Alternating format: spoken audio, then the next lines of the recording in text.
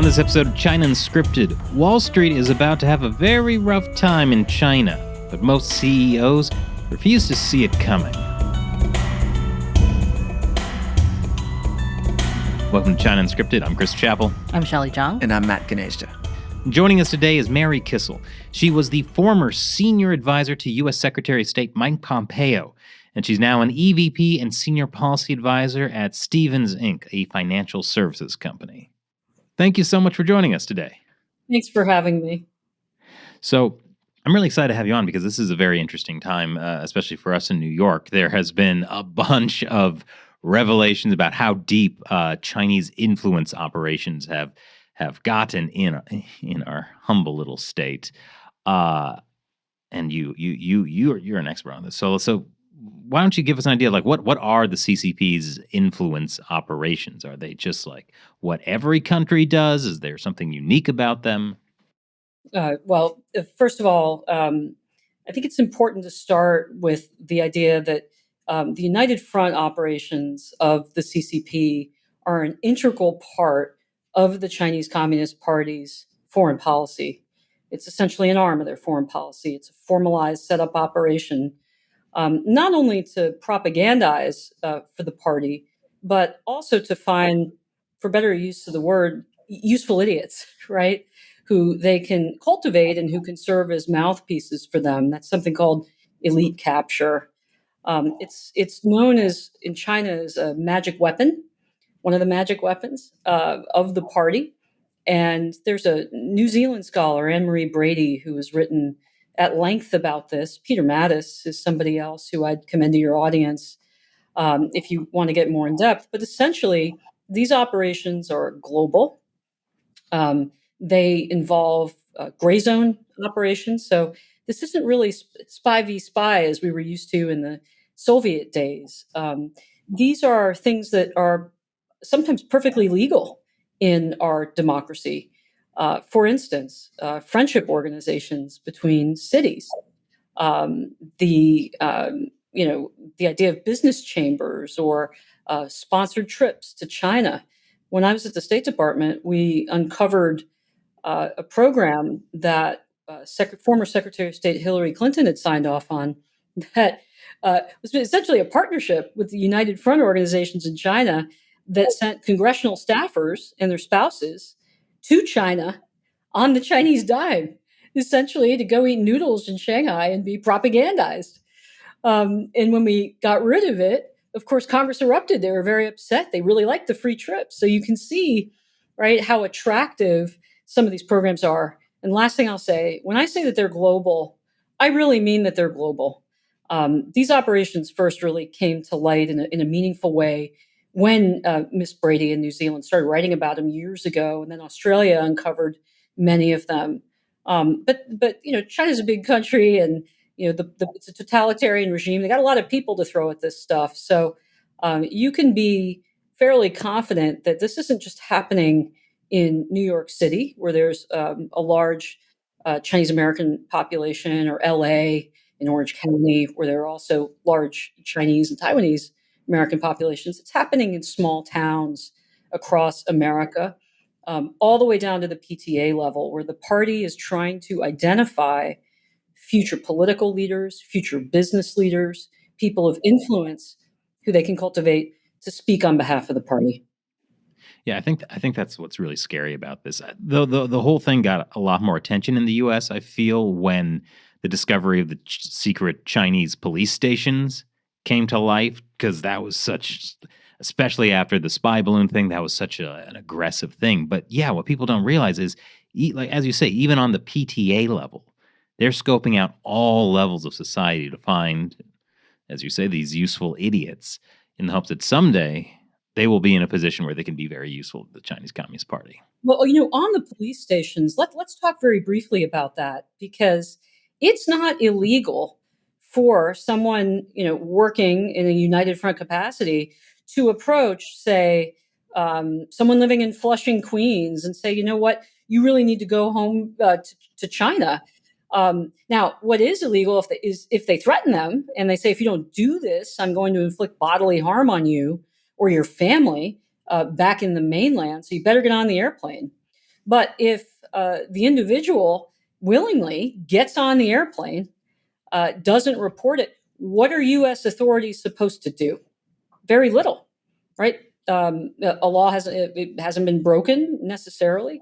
So that's just one circumstance, just to demonstrate how difficult it is, not just to teach the American public, CEOs, boards of directors, trustees of universities, not just to teach them that this is happening, but then secondarily to encourage those who are impacted to come out and talk, and then to report it to the authorities. And again, that's just one branch of United Front operations.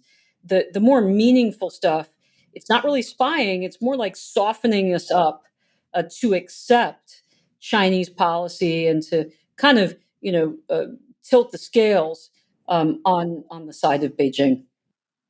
Can you think of what do you think is the most significant case of this that's come out recently? Well, take the Chinese student associations on college campuses. There was an incident a couple of years ago. I mean, I could cite multiple examples of it. When the Dalai Lama came many years ago to California, the consulate ginned up protests, people to get out on the streets. More recently, when President Biden met General Secretary Xi in California, we now know, thanks to some really excellent reporting, I believe it was out of the Washington Post, that again, you had hired thugs to come out and rough up pro-democracy protesters. And that's happening on our soil. This is what's so infuriating about it, is that we know it's happening, and yet we continue to allow it. And we don't have to do that.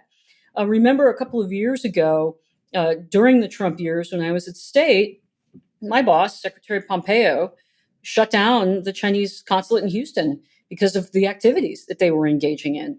Now, that wasn't just United Front, that was also some various other nefarious things that they were doing. But it demonstrates that we don't have to take this. There can be consequences for it. So those are just a couple of examples. There was an example, for instance, of the harassment of the family of a candidate that was running for Congress in Long Island. And the sad part about it is, you have to wonder, if this were happening in, I don't know, the middle of Miami, or LA, would it get more attention? I mean, these are outrageous things. I remember many years ago, I took a trip to Midland, Texas, to meet a gentleman who helps people of religious faith in China. And he's, harassed all the time. I said, "Why are you living in Midland?" He said, "Well, then I can see the MSS officers coming from a mile away because it's really flat in Midland, Texas. And there's nobody else around here that looks like them." Smart. So, the Chinese community is extremely sensitive to these threats. They get what's going on. It's just our business leaders, our politicians, that need to be educated about it. So, what really can be done about this? Because, as you say, some of these things are not necessarily even illegal. We, especially nowadays, live in a very race conscious society, and the CCP is more than happy to call any kind of action against the United Front to be, anti-Asian discrimination. So, what can the U.S. actually do about this? Like, what would you educate these business leaders about? Like, it can't be just like, hey, watch out for the Chinese. Well, during our administration, we made a massive effort to publicize just the facts, because this isn't a partisan issue, shouldn't be. Every American should be concerned about efforts to influence us, whether it's our view of the party or influence our elections, or, as you say, interfere in our social media to stir up discontent and social tension, which we also know that they do.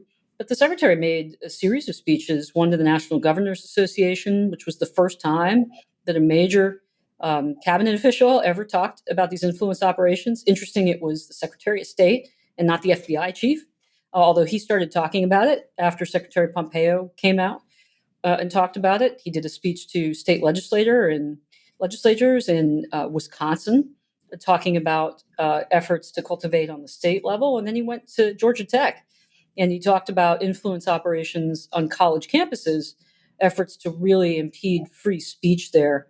And that's a really important area for, I think, these education efforts to happen, because not only do you have Chinese Americans who want to speak out and exercise their free speech rights, but you also have Chinese students that are coming over from the mainland who want to learn the truth about things like, say, Tiananmen Square.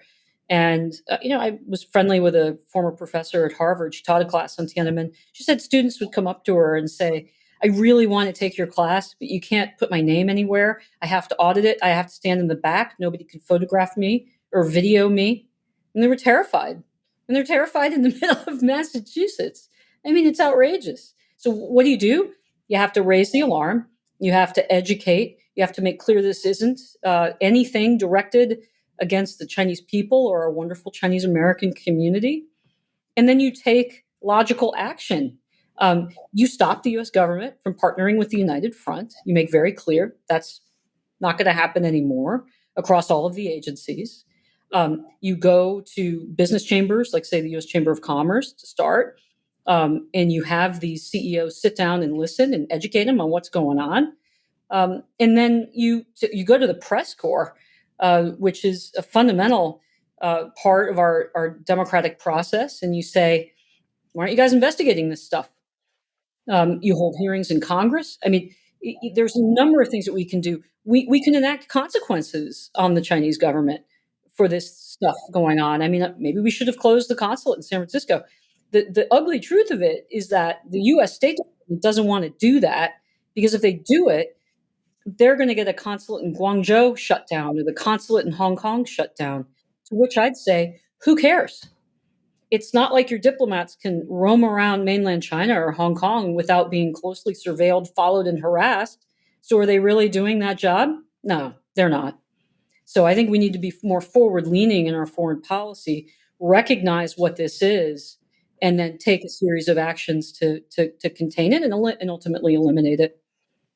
Well, that's an interesting point because it seems like the current administration is very focused on people to people communication and dialogue, very focused on keeping these diplomatic lines of communications open to the extent that they're willing to, maybe compromise with the Chinese Communist Party and not push these issues. But from what you're saying and from what we've seen and talked about, like, it's not really getting the U.S. anything, especially when Chinese Americans and Chinese students in the U.S. are terrified of the Chinese Communist Party. I mean, our ambassador to China, Nick Burns, is a sophisticated, very experienced man, and he posts essentially tourist photos on his X account. Yeah. Oh yeah, I saw that. Right, and Yeah. I'm not sure that he or his advisors fully appreciate just what propaganda value that has for the party. He trying to pretend that everything's fine isn't costless. It gives the party legitimacy in the eyes of its subjects, in the eyes of other nations that it wants to cultivate, people that it wants to bring over. One of the big battles that I fought at State was to try to get our Consular Affairs Bureau to raise the travel alert level. I mean, it took months to do that, or to get them to stop saying that freedoms in Hong Kong are being eroded. I'd say to them, eroded? They're gone. Like, let's just tell the truth. Let's just say that they're gone. So there's a real hesitation because of the incentive structure of the bureaucracy, right, to tell hard truths and to accept the consequences of that, which is why you need the political leadership of these institutions to make that decision, to give top cover to everybody in the US federal government to do what needs to be done. It has to be done. Well, what is the incentive structure of a bureaucracy in a U.S. government agency? Well, I can only really speak with any knowledge of the State Department, where I worked for several years as a political appointee on the seventh floor. The incentive structure for the Foreign Service is to, first of all, they hire people exactly like them, um, uh, which is very hiring from elite U.S. institutions like Yale, hiring people who are quite cultivated, well spoken, don't really want to rock the boat in any way, shape, or form. And then they're promoted by their peers, by these promotion boards. So it really doesn't help them to start an international incident or to upset their counterparts, which is why I referenced earlier the congressional junkets to China. Well, the other party that was really upset that we canceled that was the Education Cultural Affairs Bureau at the State Department, the political appointee, a Republican, who said, no, we need these things because this is a really important part of our job. I mean, we have to send people over to China, and we've got this memo of understanding. Why would you get rid of it? I mean, this is a good and important thing because their incentive for their job was to just keep those exchanges going, don't rock the boat, and don't get into a yelling match with your Chinese counterpart. So, it's a very complicated problem, but it ultimately comes down to education and courageous leadership because you're never going to get the situation to change. And it's like Alcoholics Anonymous. You got to admit you got a problem, and it's only then that you can really address it. Did you see this changing during your time at state? Because, Pompeo really did lead a sea change in the way that the State Department was treating the CCP. Like, for instance, even just calling it the CCP. Yeah, that was one of my edicts. I sent some. That was you. Well, no, you can't say that. And you also can't say that it was just Pompeo, because remember, it's the president that sets foreign policy. And the secretary never did anything of any significance without getting the president on board. And I think that's why he was able to be so successful, because he knew that President Trump had his back. And he did some pretty significant things. I mean, it wasn't just closing the consulate in Houston. We declared Chinese propaganda outlets like Xinhua foreign missions, because that's what they are. They're not media organizations, they're propaganda outlets. And it's absurd that we would just let them roam around the United States when our reporters, who are actually media reporters, love them or hate them, cannot roam around mainland China. So, first of all, we're not getting reciprocal treatment. And secondly, they're not even the same things. So that was a very upsetting thing to the party, who then kicked out a lot of American journalists. The most important thing, I think, or one of the most important things that he did, was to declare crimes against humanity and genocide against the Uyghurs, which again was just telling the truth, right, of what was going on. And deeply important to do that. How did it happen? It happened because the president ran on the issue of unfair trade with China, saying, I'm going to fix that. He recognized that there was something really wrong there, with one side adhering to the rules and the other side stealing all manner of intellectual property and, taking trade secrets and, stealing, innovations from our universities. It's like, this is kind of wrong. And so that gave us top cover to come up with a series of arguments about human rights, about influence operations, about basic spying, Huawei, that campaign that we ran, about a number of things, about the Chinese relationship with our European friends. We started a dialogue with Europe. So it changed because I think the veil was ripped off by Trump. And then once we started looking at what was actually going on across diplomatic, military, economic institutions, I mean, it was clear what was going on. The problem was that you can't go from friend to enemy in a single presidential term unless you're attacked and physically attacked. So we went from friend to competitor, and the Biden administration took that language. But officially, the U.S. government still doesn't call Communist China an adversary. And so our policy is sometimes still pretty contradictory. It's not totally coherent yet, because we haven't made that full turn, right, to really call them what they are. And that's unfortunate. That changes soon. Where is the most resistance to referring to the PRC as an adversary? Well, it certainly doesn't come from the Pentagon or from our intelligence agencies. I mean, they've gotten that for years. I would say, under the 4-star level. Once you get up into the stars of the military, they're just bureaucrats and they're very political. But the rank and file, I'd say colonel and below, they totally get it. And the intel agencies absolutely get it. I mean, look a couple of years ago, what happened in China to the CIA's sources. They were just murdered. I mean, it's public. You can read about it. Brutal. So they get it. I mean, the resistance comes mostly from the likely sources who have been cultivated by the party and profited from it. The Treasury Department, first and foremost, and the Commerce Department, because these are the two places in the U.S. government that represent interests, large corporate interests that have made money in China, have been rather allowed to make money in China.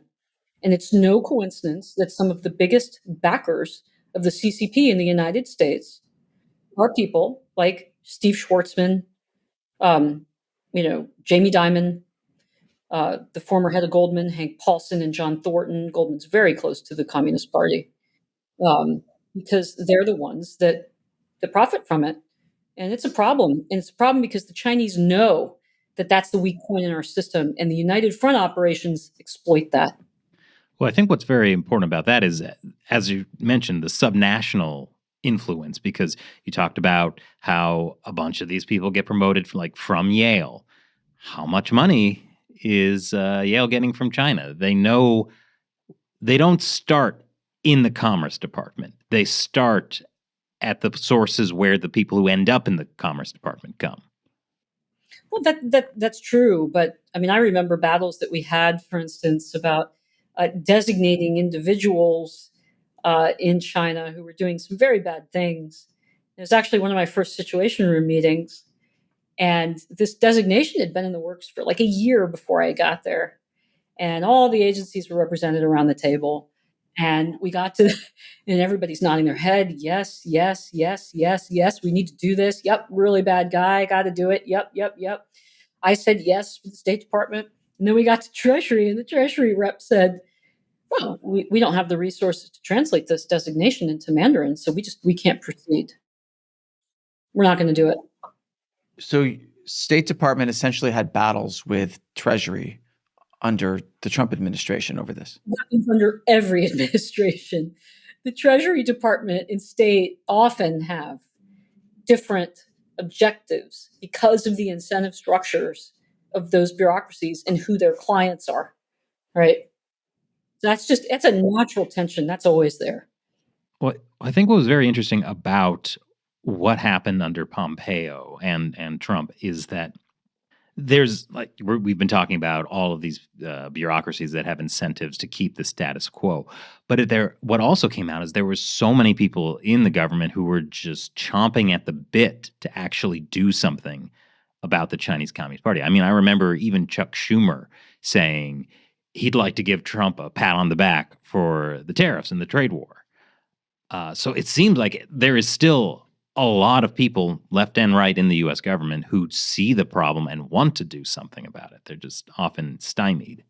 Well, to me, that's one of the greatest achievements of that administration was that it became a bipartisan agreement. And actually, to be fair to the state, bureaucrats, many of those who had lived in, these consulates or the embassy in Beijing had been personally harassed, surveilled, followed around, had their movements constrained. I mean, they it wasn't fun for them to serve in China. They got it. And so I think it was time for a change. People were starting to wake up. But again, what was needed was a push from the top. I mean, I was kind of the secretary's main strategist, right? And I don't know if enforcer is probably too big of a word, but I remember one of the first meetings I had was with the assistant secretary who was the head of the East Asia Pacific Bureau, and I had just gotten to state. I didn't know, really what was going on. Didn't know any of the people, and so I had him up to the office. And it was a little round table. It was about 6 or 7, maybe it was fewer people than 3 or 4 people. It was a small table.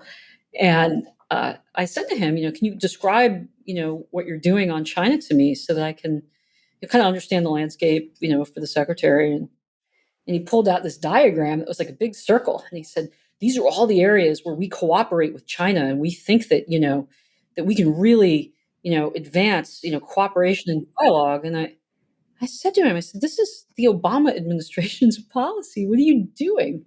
You've been here for like 2 years under Trump. And what is this?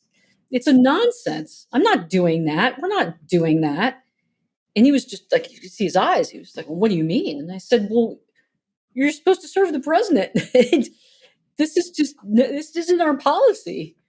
I mean, go read the national security strategy that we put out. I mean, that's the guiding document. Nadia Shadlow wrote it. It was a brilliant document. And it essentially said, it's actually really good to read today. It's easy read. And she wrote, essentially, the 9/11 era is over. We've neglected these nation state threats. We've got to refocus on them because we took our eye off the ball since 9/11, and they've grown in power and the level of threat, sophistication of threat. We've got to get on it. Yeah, I remember we did a whole episode about that national security statement because it was such a break from previous government policy. Yeah, Nadia is a brilliant lady. For those who don't know her, and very humble. So she never quite gets credit for that work, but I think it was a deeply important, deeply important and necessary change. It does sound like, though, that there is, like you said, it takes a long time to get kind of that wheels of bureaucracy moving in a different direction. I mean, do you think how long is necessary? Like, do people need to be replaced, who are still, like, if somebody is still essentially not doing the new strategy, but doing the old strategy, is it like you can get them to change, or is it like new people need to come in? Well, I mean, the Trump era was different for a number of reasons. I mean, first of all, there were people like me and others who had private sector careers, and so we didn't really depend on DC for our income, right? We didn't need to kind of make nice with everyone and tiptoe around because we weren't there to make friends. We were there to get things done, and that was deeply different from prior administrations. And I think that when certain appointees were chosen, that's partially why, right? So we had more freedom. Also, that administration did not have the kind of paper trail conventions of prior administrations, Republican or Democrat. So there were certain things, like, for instance, just to give you an example, over the years, the bureaucracy had built up a huge structure to manage our relationship with Taiwan and our Taiwan counterparts that was entirely at odds with the congressional intent of the Taiwan Relations Act. Essentially, Congress wanted us to have a robust relationship. But over 40 years, this little desk in a dusty corner of state of the EAP Bureau said, no, I want that power. I want to tell everyone, the assistant secretaries, the undersecretaries, the senior advisors, even the secretary himself, that he can't meet certain people and you can't bring others into the building. I went to the secretary and said, did you know this was going on? Like, how deeply at odds with congressional intent this is? He said, well, just get rid of it. And I said, well, what do you mean? And he said, well, just get rid of it. And it took us, so I said, okay, like all of it? He goes, yeah, all of it. It took us 6 months to get rid of it because of the resistance in the building, because all the people on the Taiwan desk that had controlled this access suddenly didn't have that power anymore. Did you have to fire all those people? We can't fire them. They're unionized. So you have to reassign them to some other job within state. Or you give them long white papers to work on. But the ideal thing would be to convince them to say, hey, this is why we're taking this action. We think it's better for us as Americans, for this institution, for you. It'll allow us to do more. And there were people who got that. And also, to be fair, the resistance doesn't always come from the bureaucracy. Some of my greatest troubles came from other political appointees who were afraid to take big action, that wanted that job in Washington at a prestigious think tank or wanted, right, not to have their name in the paper. They were afraid. And it was fascinating to see, folks who had, been touted as these like lifelong, really strong conservatives, very anti-communist. And then, when push would come to shove and you'd say, okay, we're going to designate the Uyghurs, crimes against humanity and genocide. There were only a handful of us that supported that. Wow. That's incredible. It actually makes me think of the lessons of Chinese history, where the problems always come about because of these court eunuchs and ladies that are just permanently there defending their own little kingdoms. Oh, I We mean, can learn. or it could be also the bureaucracy in China got pretty bad sometimes too. Yeah, but I mean, a lot of times Yeah. it was like the eunuchs were the bureaucracy. I'm not making I was gonna say, personal what are you attacks saying at of- the fine people of DC. But Some of these State Department people serve in some pretty terrible places.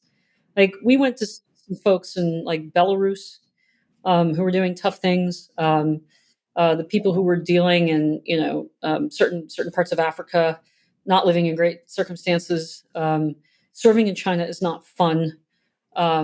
So I do want to be fair to them because they, there are quite a few who serve in some pretty do some pretty tough things, and do some really important things, like for instance our hostage negotiating team. But I sit in the corporate world and I talk to major investors and boards and CEOs and founders of companies, incredibly hardworking, brilliant, focused people. And this sort of stuff never comes over their radar screen. And to me, that's a much bigger problem than the State Department bureaucracy, right? Because they're the folks who are making the investment decisions, the employment decisions, investing your money, right? And so in my current role, I'm spending a lot of time, on that segment of our population, just having conversations with them about what's actually going on. well, let's talk about the business side of things, because it is easier in some ways to see the transnational repression and the influence on the political side or the government side, because that is in some ways easier to expose than what happens in the business world. What do you think is happening now in the business world in regards to CCP influence? Well, first of all, it is clear that the party has picked certain individuals to serve as their voices. Um, uh, the National Committee on China Relations, the Asia Society, um, certain think tanks, um, Jessica Chen Weiss at the Council on Foreign Relations, right? I mean, these are folks that get access to party members. There's a reporter at the Wall Street Journal who basically repackages Chinese propaganda and puts it on the front page of the Wall Street Journal, never names their sources. I suspect it's the embassy in Washington, but it's essentially repackaged propaganda as a news story for one of our most important newspapers, my former employer. So it's clear that certain individuals have been targeted, but equally as important, certain companies have been given licenses to produce and have built infrastructure in China that makes it very difficult for them to entirely pull out. Tesla, Apple, the ones that you all know. What's interesting to me is that Stevens is a smaller financial firm and we're private. We've never invested in China. I have a deeply patriotic set of owners, very American patriots. And I asked them, why don't you invest in China? And he kind of laughed at me and he said, well, they don't have a rule of law or property rights. Like, why would I ever invest there? It's just common sense, right? So Yeah. our clients are getting out. And you don't read about those stories because they're not the big Fortune 100 firms. But there's a huge exodus out of China. And you do, even the law firms, right, that were so gung ho about opening up offices, they never made money there. They're leaving. I don't think everyone has left Hong Kong. There's still this pretension that somehow Hong Kong is different. It's not. But that day will come. But when I tell what I tell our clients is, hey, look, what happened with Russia, where you had this massive corporate pullout and it all had to happen in like a matter of weeks. That could happen with China, and you better plan for that. I mean, I hope we don't get into a conflict, but if you want to be, prudent steward of your company, you have to think about that. Got to plan for it.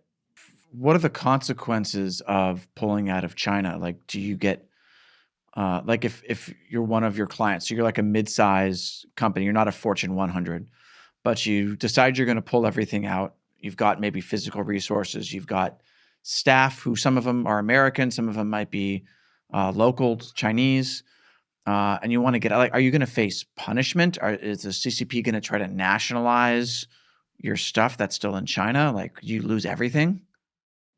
Well, first, I want to be very clear. No American should be going to China. It's not safe. Not safe at all.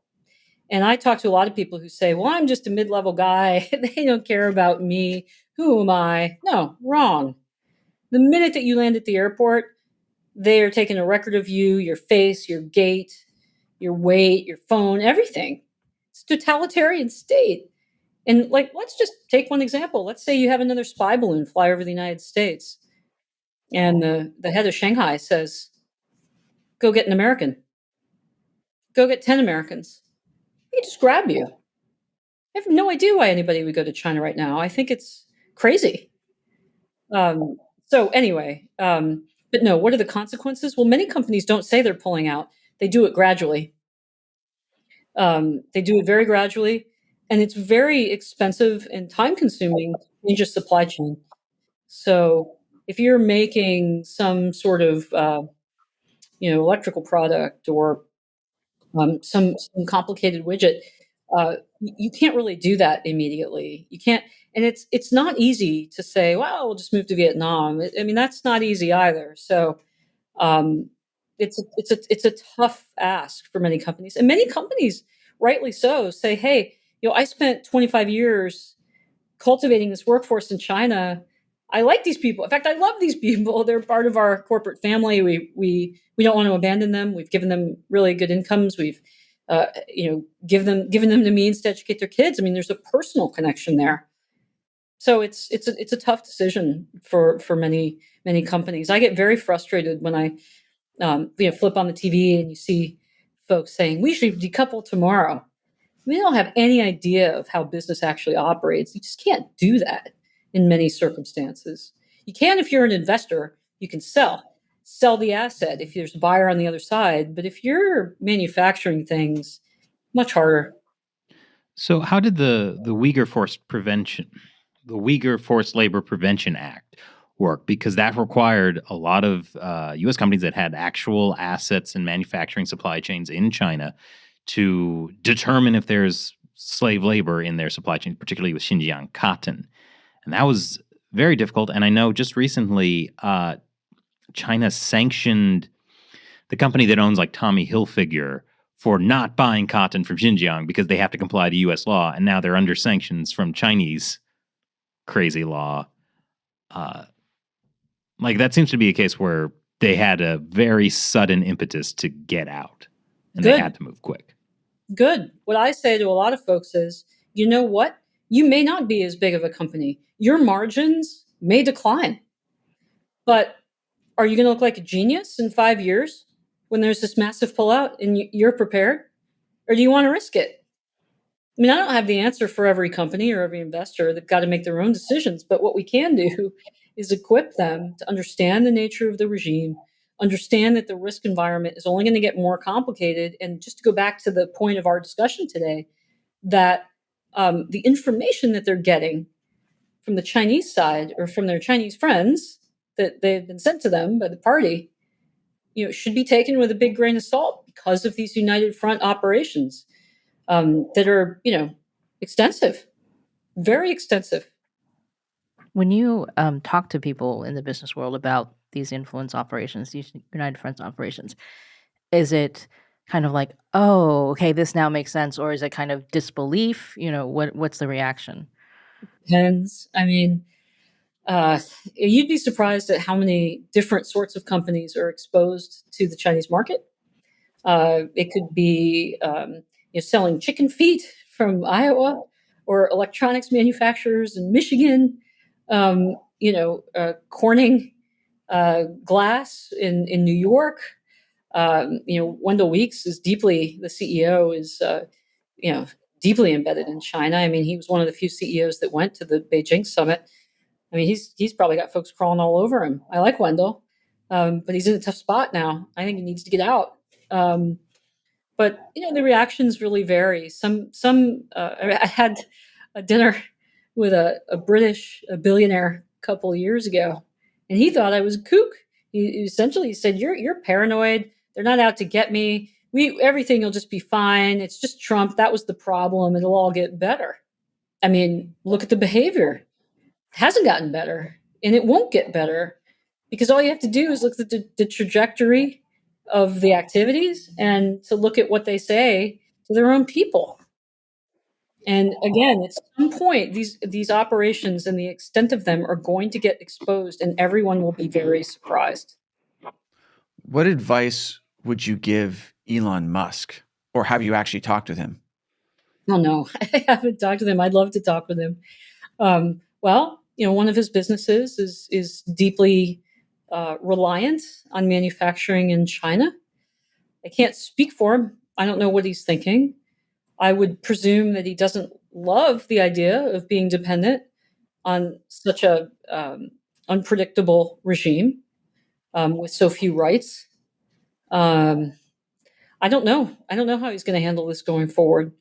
But it is unhelpful more broadly that we do not have any prominent U.S. CEO coming out and saying the things that I'm saying. And part of that reason is because they don't want the attention. They don't want that to be accused of being somehow against Chinese Americans. And that would happen, right? They would get attacked partially because of Chinese United Front operations, right? Messing in our social media and feeding, reporters that kind of information. So they don't want to be politically attacked. They get compensated on short-term incentives. I'm on a couple comp committees of companies. You set up short-term incentives, but some of them just get paid a certain amount of stock every year just for sitting in the chair. But they also have long-term incentives. They're dependent on the stock price or EBITDA or some measure. They don't want to endanger that. They don't want stock price to go down. They don't want customers to flee. And they don't have top cover. They don't have, again, the U.S. government saying, you guys got to get out. Now, I wish we had really patriotic CEOs. Many of them are actually deeply patriotic. But these are practical considerations that they're all thinking through. But it is kind of crazy. There isn't a single one. So you would hope that the U.S. Chamber would then take on that role, but they don't do it either.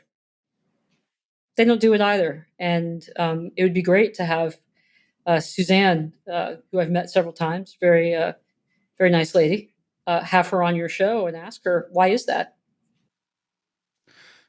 Now, there's you talk about all these challenges with U.S. companies decoupling from China. Like you can't do it immediately.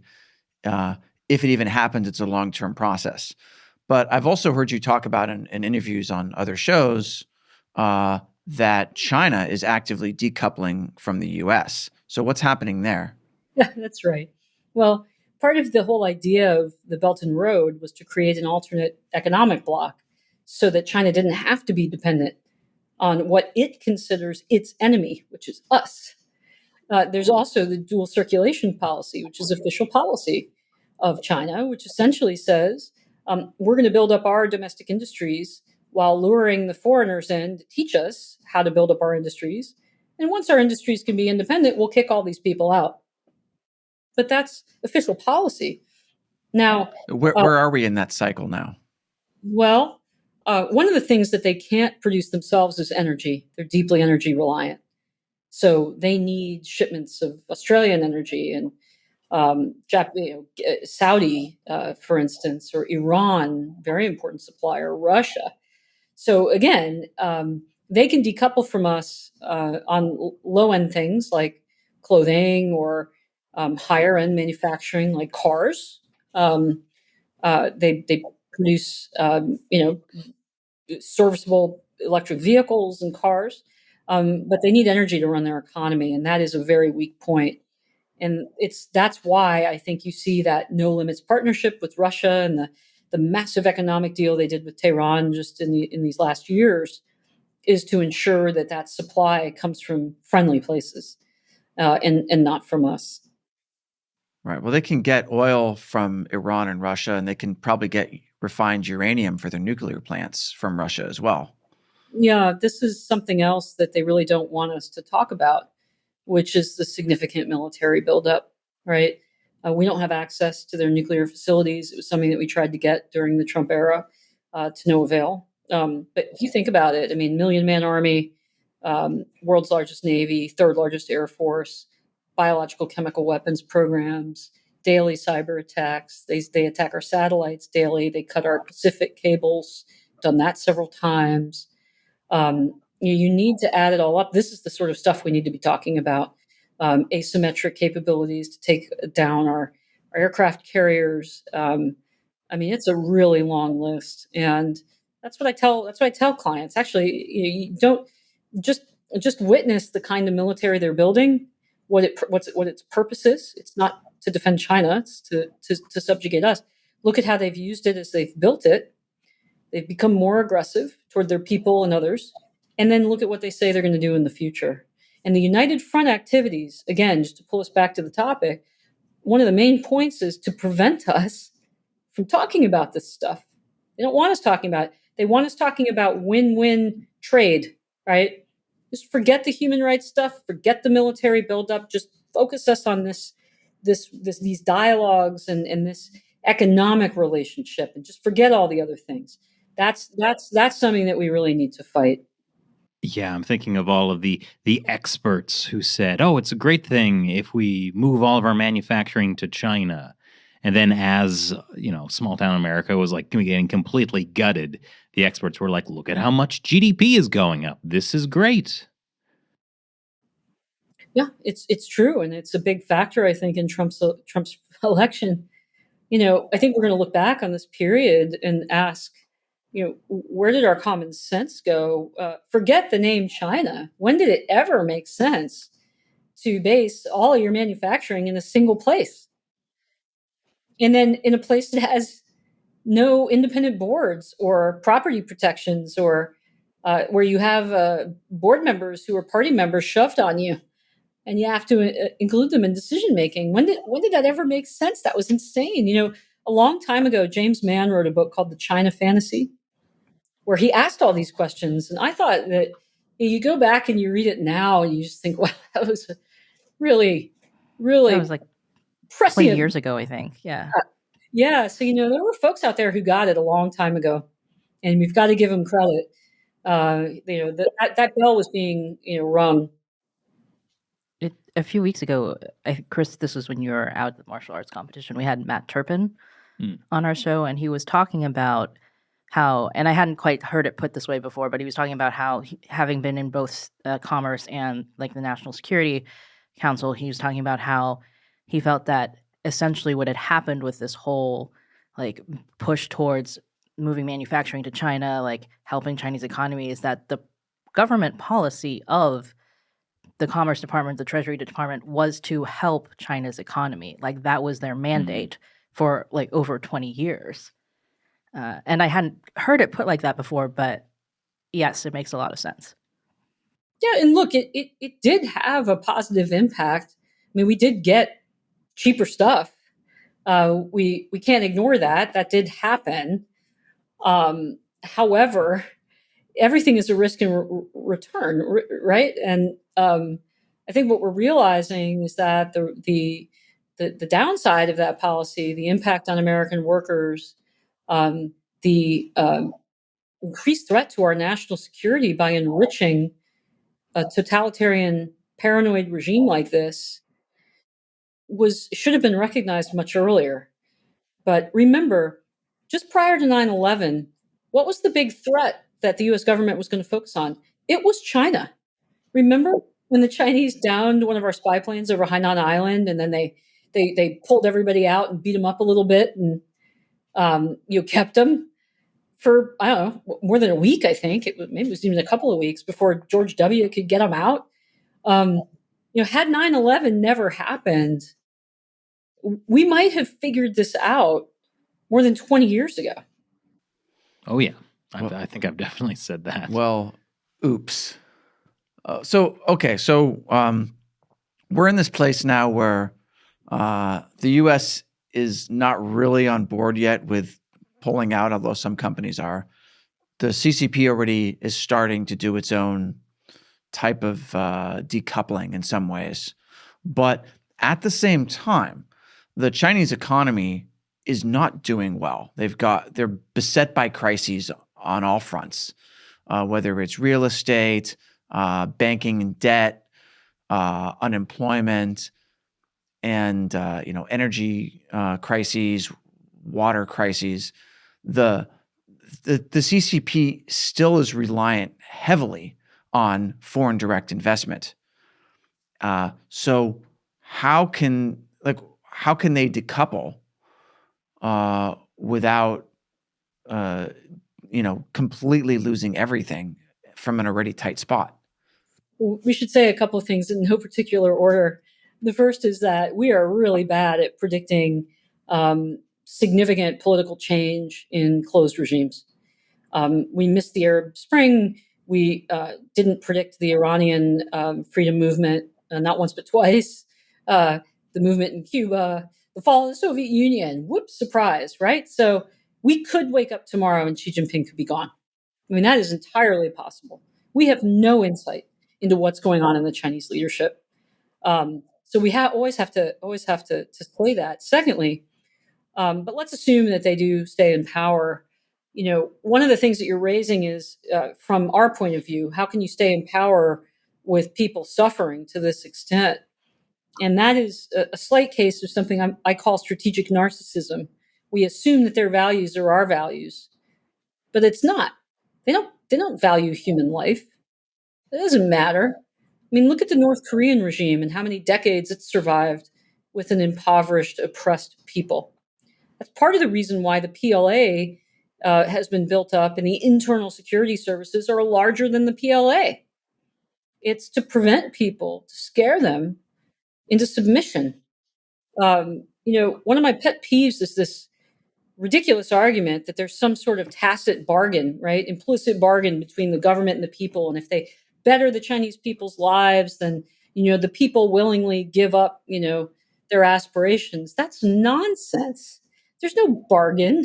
It's just a brutal regime that oppresses people and scares them into submission. So, I guess the real question is, how long can they do that, right? Do they have the resources to suppress a population this large, because it's much bigger than North Korea?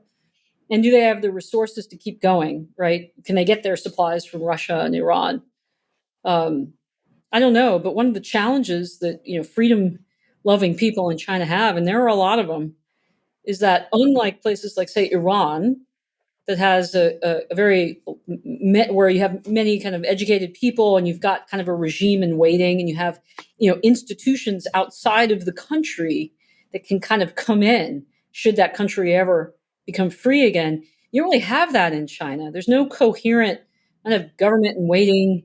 There's no civil institutions within China. They've all been eviscerated. So, it's to make sure that even if this leader falls, it would be very hard for a democracy to develop in mainland China. I'm not saying it's impossible. It would just be very difficult.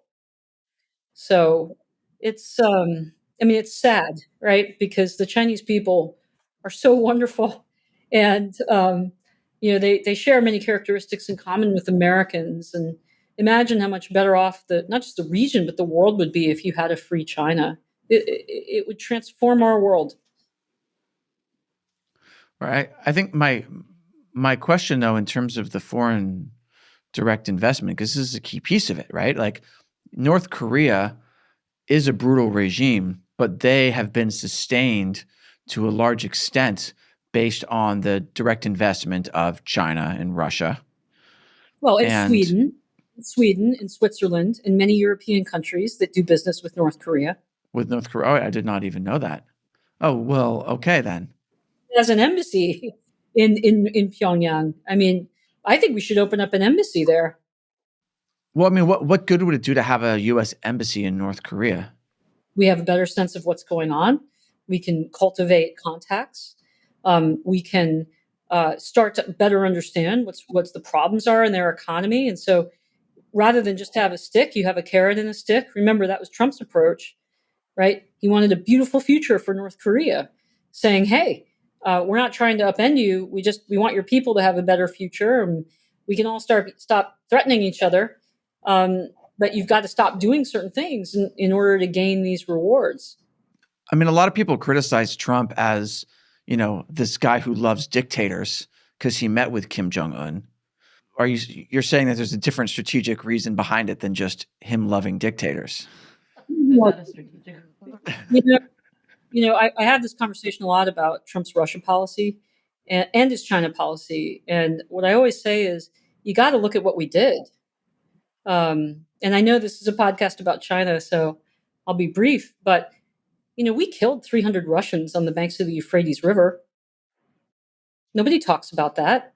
We sanctioned Putin's inner circle. We unleashed energy. We kicked his spies out in tandem with our allies. We withdrew from the INF Treaty. We were very tough on Russia, probably the toughest on Putin of any president since the fall of the Soviet Union. And on North Korea, same. And on China, I mean, we did more for human rights in China than any other president.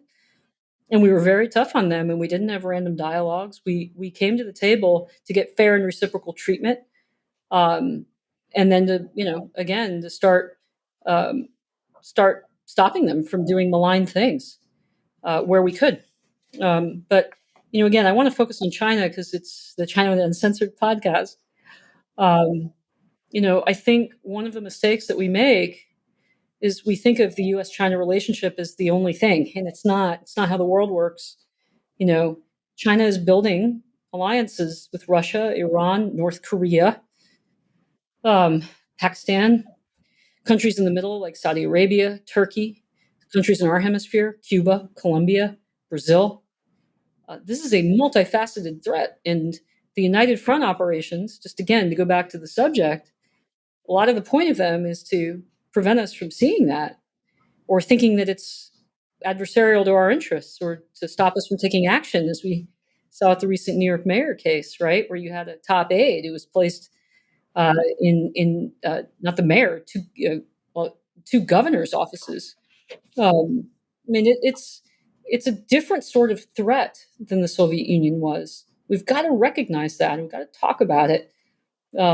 We've got to do so in a fact-based, calm, data-driven way. It's a serious threat. Yeah, I think one of the big things I've gotten from this interview is that it's easy to focus on largest standing army in the world, biggest navy in the world, but really the biggest weapon is education.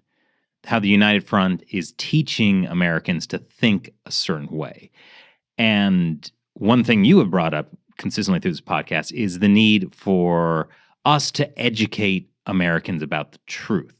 Like when you were talking about people in the State Department at the Taiwan desk, part of me is like, just fire them all, get them out. But you made the point of like, no, talk to these people. And a lot of them can actually see what's going on. And I think that is such a key approach rather than like this, this kind of, carrot and stick. You don't always need a stick. If we can actually educate these people in government that, our fellow Americans are not our enemies. It's China, the Chinese Communist Party, that is our enemies. And we just need to get this information out there. That's what's key. Education is key.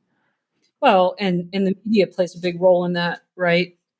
I don't see a lot of deep investigative reporting from, for instance, the really, big scale media organizations. Like, Bloomberg, for instance, had a reporter that was doing remarkable work on Xi Jinping's, stolen wealth and his family and the deep corruption of the Xi family.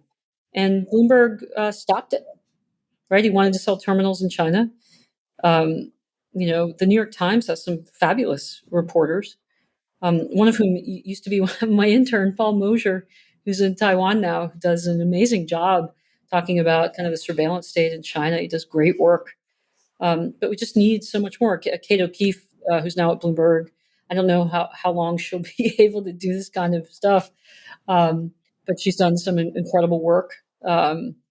There are people out there, Jimmy Quinn at National Review, Phil Lankowski, um, at a Washington publication, Bill Gertz, Washington Times. There are a lot of people out there, but you really need the big publications that have a greater reach to do more. And again, I just want to go back. You need to educate corporate America in the investment class. I mean, there's a real disconnect there, and it's not like they don't want to learn. It's just that it hasn't been part of their focus. And if you're running a big company, you're a super busy person. You're responsible for like tens of thousands of employees. It's a big job. And so it's hard to get people to focus on this, but we have to, because my fear is that we just don't have a lot of time. It took us decades to figure out what to do to confront the Soviet Union and eventually topple it. And we had big debates about that, right? We had détente, then we had Reagan. I mean, these are really different approaches, and that's how we worked through the process, through our democracy. But I worry that we don't have that kind of time. That's not the optimistic ending I wanted for the podcast. Sorry. So what is the most important thing we can do in a limited time frame to make a positive difference? There we go. I would say, gosh, that's tough. I would say keep doing podcasts like this. Get a bigger audience. Get a wide variety of people on your show. Don't just talk to folks who agree with you. I think that's always a tendency. I used to be a member of the press corps. It's easier, right? Get out there and have a spirited debate. That's one of the strengths of our democracy, is that we can do that, right? We can say what we want, and we don't have some government minder there saying, if you say that, I'm going to put your mom in jail, right? It doesn't happen here. So, use the tools that you have at your disposal to educate people. I think it's that has to be the first step. What about our audience? Is there some advice you'd give them? Well, we've mentioned several things on the podcast. I mean, if they're listening to you guys, they're already switched on. So in some respects, we're preaching to the choir here. But I would say educate yourself further. Talk to your local chamber of commerce. Talk to your state rep. Go if you've got a Chinese friendship organization in your town, show up at their meeting and ask them. Can you go back to China? Right? Do you ever talk about Tiananmen Square? Why not? Use the tools that we have to confront them. If you have, for instance, a Confucius Institute, it's called something different in your high school, because that happens here too. It's not just in college campuses. Go to your principal and say, hey, this isn't what you think it is.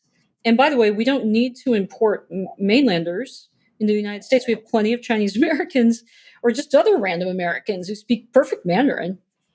And vote on these things.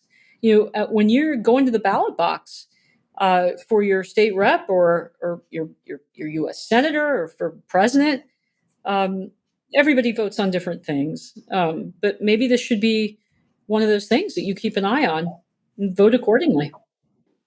Well said. Well, thank you very much for joining us today. I'm glad we got a little optimism there at the end. How do we wrap these up? If people want to learn more about what you're doing now, where can they go?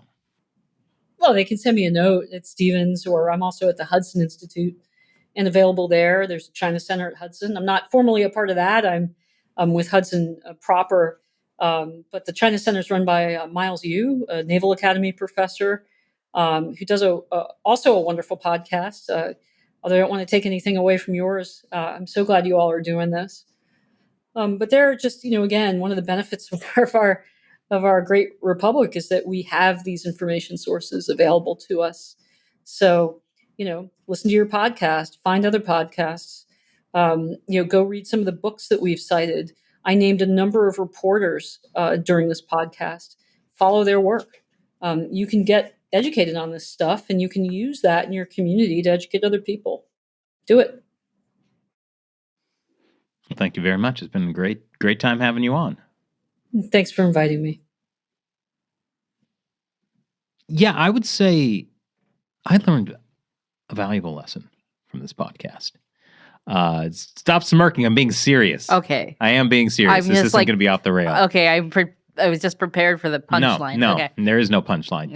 Yeah, that whole thing about she didn't talk about this on the podcast. She mentioned this off camera to us, but something Mike Pompeo had said to her about, they're not your enemies. They're not out to get you, referring to, these other people in the State Department or Wall Street. And I think, especially in this really politically charged time, it's very easy for me to think of, there's the enemy. Other Americans are the enemy.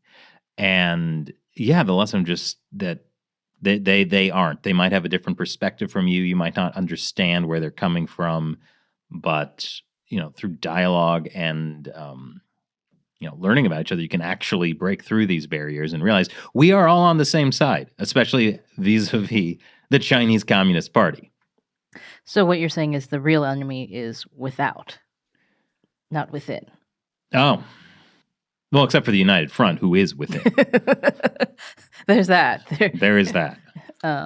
Yeah, but I mean, I do think that the great majority of Americans really do want to have, America be better and have a better place to live and strengthen our country. This is true really across the political spectrum, and sure there are some exceptions at the extremes, but like generally that's the case. But people do have really different views. The good thing about China is that, whether you are conservative and you look at the national security threat or the human rights threat, or you're a liberal or progressive and you look at, also human rights, but in a different way, or the treatment of LGBTQ in China, you look at the enormous carbon emissions, the infringements on workers' rights. Well, there are no workers' rights, slave labor and whatnot.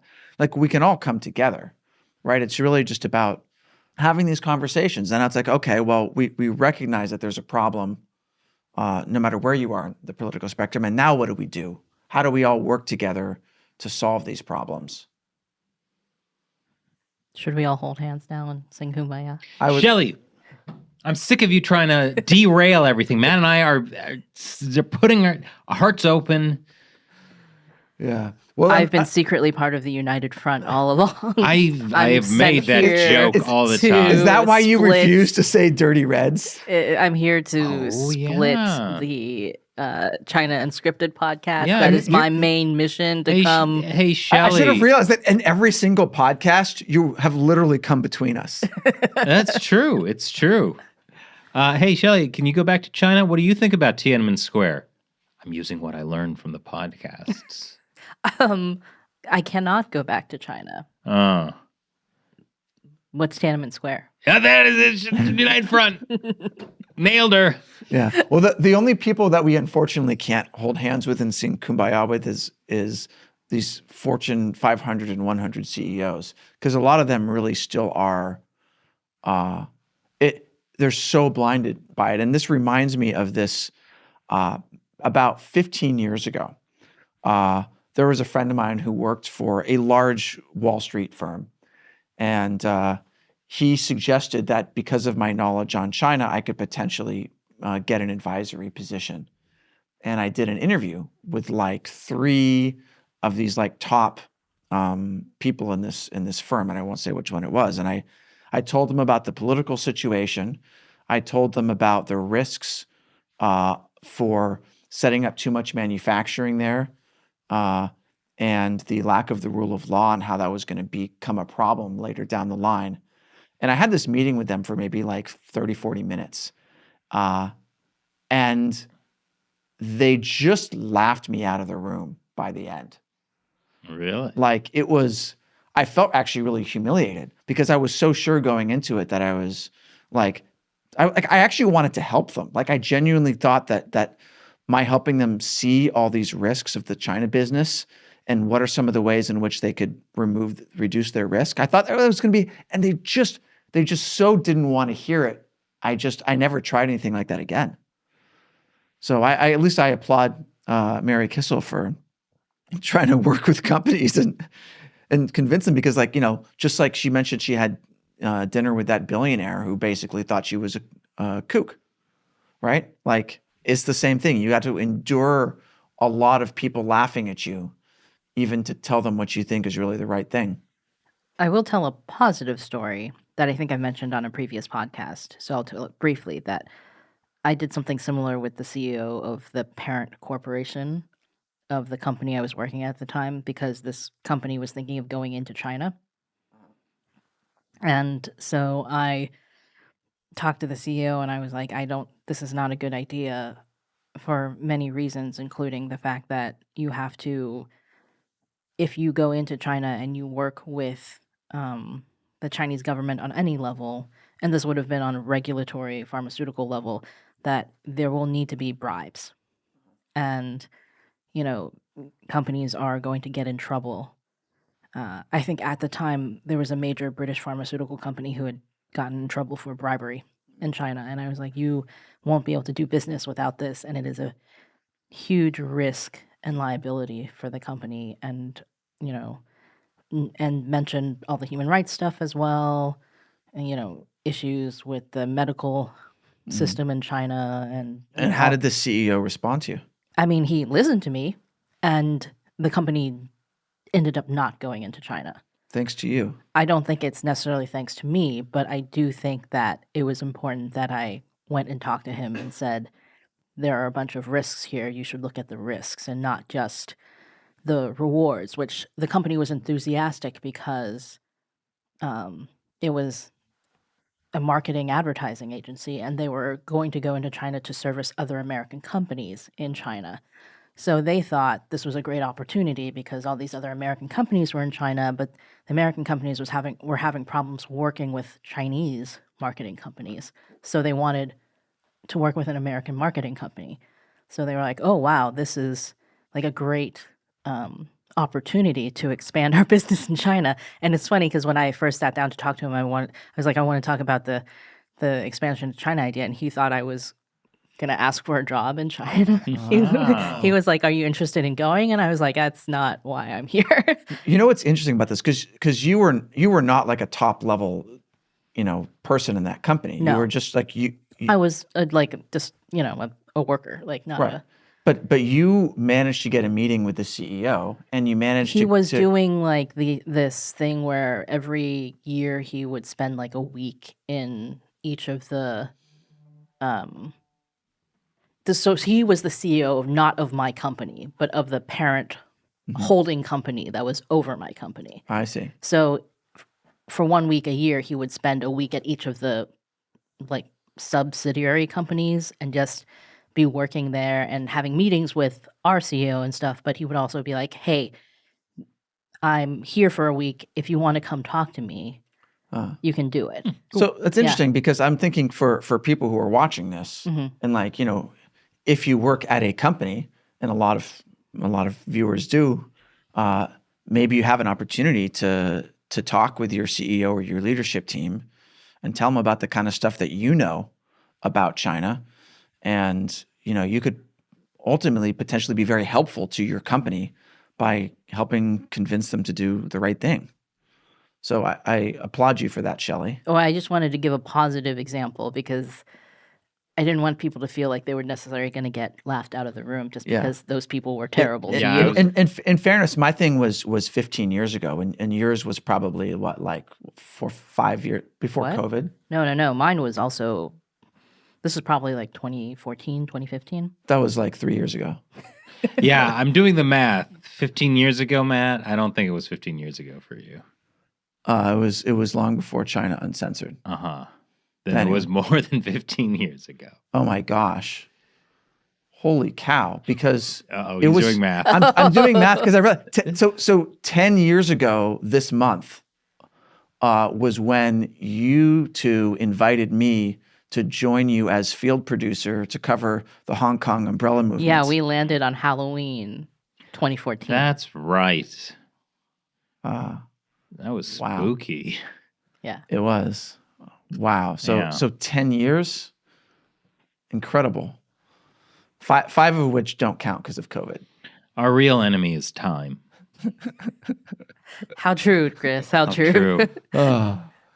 I mean, It it will is kill also us all. it is also kind of our enemy is time because as we go forward, as Mary was saying, we may not have a lot of time in order to convince people that, That's time to get out Yeah. before you're forced. It doesn't necessarily have to be a Soviet Union thing where it just collapsed and everything's great.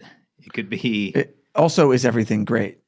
well, time is still the enemy, Matt. Yes.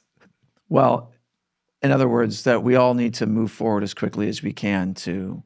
Of course, because the faster we move, the slower time goes because of relativity. So if we can just go infinitely fast, time will stand still. I think That's what Matt was saying with his engineering. It's the opposite. What- But no, it's not the opposite. Time stands still if you go at the speed of light.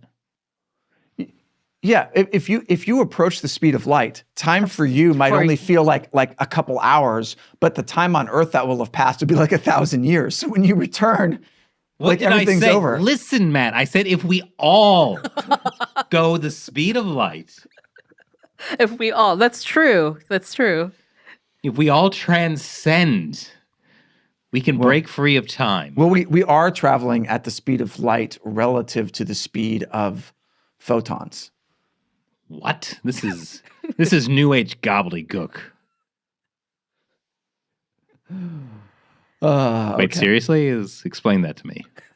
Well, I mean, it's it's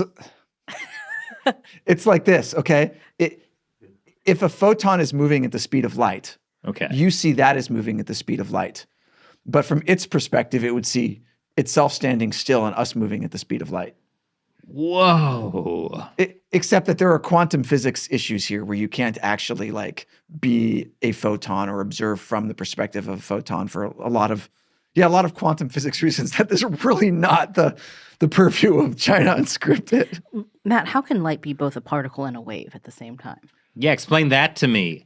Because it is actually neither, and we don't understand the true nature of light. What we do know is that it sometimes has characteristics of particles and sometimes has characteristics of waves. So it's actually a third thing that is neither a particle nor a wave. I believe it is neither, yes. Okay. Well, that's because the Earth is actually suspended in an ether, and the Earth is actually not in movement. And we It's live not in a moving. time cube. We live in a time cube.